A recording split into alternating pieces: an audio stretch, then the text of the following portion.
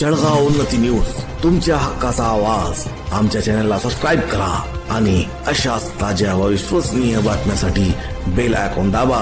तुमच्या विश्वासावरच उभे राहतो जळगाव उन्नती न्यूज. बावनबीरमध्ये चोरट्यांचा थरार, एकाच रात्री 5 ठिकाणी घरफोडी.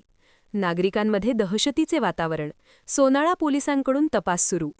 बावनबीर, प्रतिनिधी शेख जाकीर कुरेशी.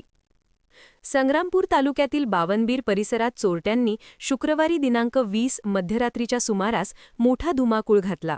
चोरांनी एकाच रात्री तब्बल 5 बंद घरांना लक्ष्य करून धाडसी घरफोड्या केल्याने संपूर्ण जिल्ह्यात एकच खळबळ उडाली आहे. या घटनेमुळे परिसरात भीतीचे सावट पसरले आहे. मिळालेल्या माहितीनुसार शुक्रवारी मध्यरात्री जेव्हा गावकरी गाढ झोपेत होते तेव्हा चोरट्यांनी नियोजनबद्ध पद्धतीने बावनबीर गावातील 5 वेगवेगळ्या घरांवर डल्ला मारला. चोरांनी घरांचे कुलपं तोडून आत प्रवेश केला आणि घरातील कपाटे व मौल्यवान सामानाची उचकापाचक केली. यांच्या घरांवर झाला डल्ला. मिळालेल्या प्राथमिक माहितीनुसार चोरट्यांनी खालील 5 जणांच्या घरांना लक्ष्य केले आहे. 1. जम्मू मिर्झा. 2. वसू साहेब. 3. गणेश अकोटकर. 4. शेख शकील शेख हनीफ. 5. शेख रहीम शेख गनी.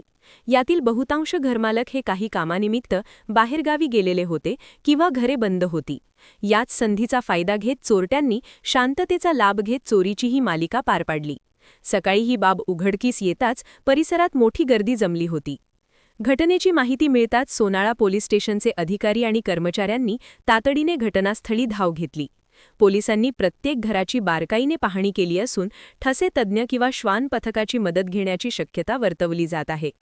पोलिसांनी पंचनामा करण्याची प्रक्रिया सुरू केली आहे आणि चोरीला गेलेल्या एकूण मुद्देमालाचा नेमका आकडा अद्याप समोर आलेला नाही. नागरिकांची सुरक्षिततेची मागणी. एकाच रात्री 5 ठिकाणी घरफोडी झाल्याने बावनबीर ग्रामस्थांमध्ये संतापाचे आणि भीतीचे वातावरण आहे. आम्ही सुरक्षित आहोत का, असा सवाल नागरिक विचारत आहेत. चोरट्यांनी पोलिसांना एक प्रकारे खुले आव्हानच दिले आहे. या गुन्हेगारांना लवकरात लवकर बेड्या ठोकून जेरबंद करावे अशी आग्रही मागणी ग्रामस्थांनी केली आहे. सध्या सोनाळा पोलीस या प्रकरणाचा सखोल तपास करत असून संशयित हालचालींवर लक्ष ठेवले जात आहे. या घटनेमुळे रात्रीची पोलीस गस्त वाढवण्याची मागणी देखील जोर धरत आहे. न्यूज जळगाव उन्नती.